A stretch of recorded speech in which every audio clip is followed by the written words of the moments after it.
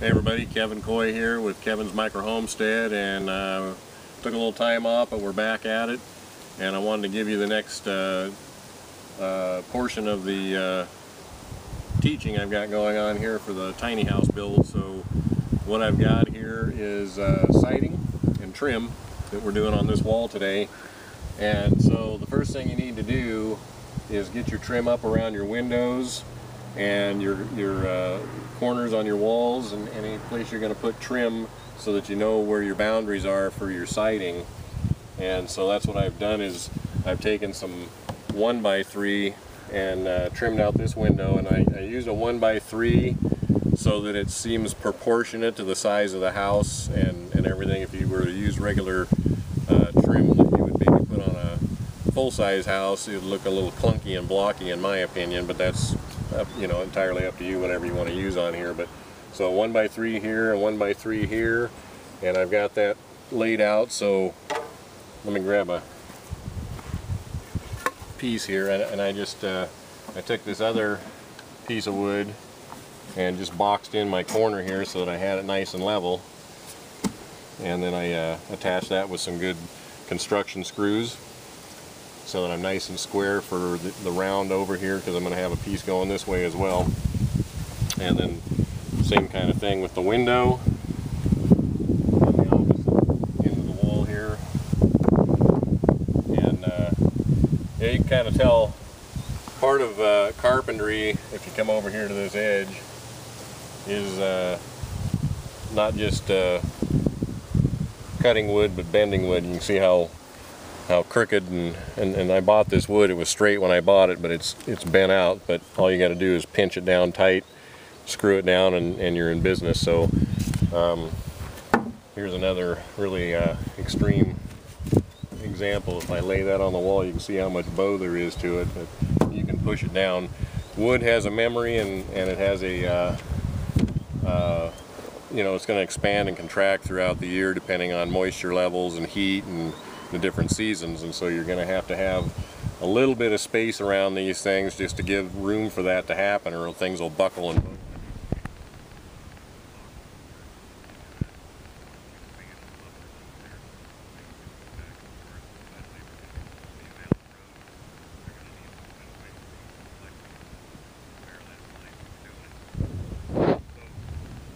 what I got here is a real nice cedar siding.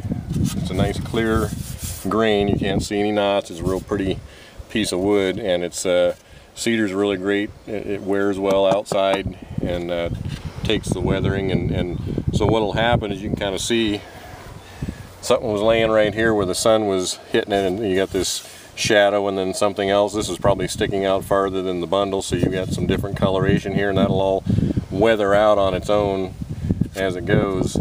But if you were to leave this plain, over time it's just going to turn into a kind of a silvery color and just fade out like that. But it's pretty weather resistant. That's why cedar is so popular. A couple of different things you can do is either you can stain this whatever color you like. This is a fairly light color right now, but it's going to darken up as it exposes to the sun. Put stain on it, you're going to be even darker. Put a clear seal or Thompson's water seal or some sort of a product like that you could put on a deck or exterior. It's going to darken the wood up, but it's going to preserve it. It's not going to get that silver color to it. So it just kind of depends on what your personal preferences are. You can leave it plain and let the weather change it, or you can put whatever colors on it or stains that you like. So just something to think about if you choose to go with a cedar siding.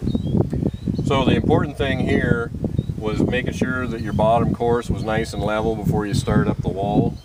And so what I did was I used a 4-foot level, and I made sure that I got myself level for that first piece of siding that I put on, because that's what's going to set the tone for the rest of the pieces going up.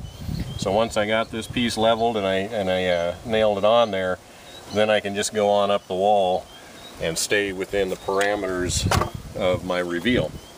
So what's my reveal? My reveal is from the bottom of this piece to the top of this piece. That's the reveal of the siding, and you just need to decide how much of a reveal you want to have. And this piece of siding is 5 3/8, and I went with a 4.5 inch reveal. So that gave me, grab my pencil here. So what I do is I come up from one row to the next, this way, to 4.5 inches. So that's my reveal. My other piece of siding is going to come down to that point as I go up. And so I'm just going to make some marks along my siding for that 4.5 inches, and then I'll line up on those marks and I lay these on, and then I nail above that 4.5 inch mark. As you can see, the nail's above it, so that when I put my next piece of siding on, you can't see the nail. That's the premise. So you just follow that process all the way up. Now this is about a 12-foot wall, give or take, a little under 12 because of the siding or the trim on the ends here. So these first few pieces I had were about 10 to 12 feet long, depending, and so a couple of them are cut short. Obviously they're not going to follow, so I alternate my seam. So I got a seam here, I don't have one here, I got one, I don't, I do. Same thing at the other end, these alternating pieces, so that I'm not running one big line of cuts all the way through, which is not going to fare well down the way. So every other one you gotta flip-flop them back and forth, and then so I got myself up to a stopping point that I wanted to illustrate, and that's where I hit this window. And I went ahead and decided to put this trim underneath, or the siding underneath, in two pieces. It just made it a little easier to work with. So I made my reveal marks, and then I laid a piece of siding up here to see where I needed to notch into, and then I pulled this down and I marked my lines. And I actually just, this wood's fairly thin, so I just took a utility knife and scored it a number of times both directions, and then just broke it off, kind of like what you would do with sheetrock, and then just slipped it up underneath the window and nailed it on. And now I'm obviously going to be making a bunch of shorter pieces right in here as I go up in between the trim here and the trim here from the window to the corner, until I get up underneath the siding and I'm done. So that's where we're going. Got some really exciting news. A casting director for a very well-known network that everybody is familiar with, and I'm not going to reveal at this point until the producers say it's okay.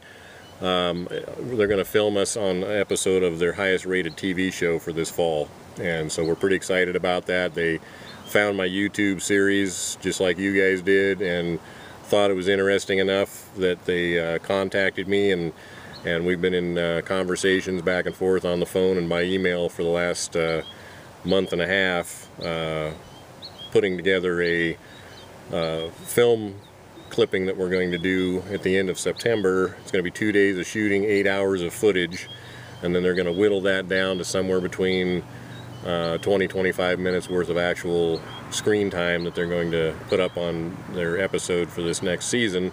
And it should air somewhere in the middle of December to the first of the year after the holidays. We haven't dialed that completely in yet, but they're going to be featuring my family and myself, and you saw a couple episodes of the bus that's been going, and that's going to be involved in the shoot as well.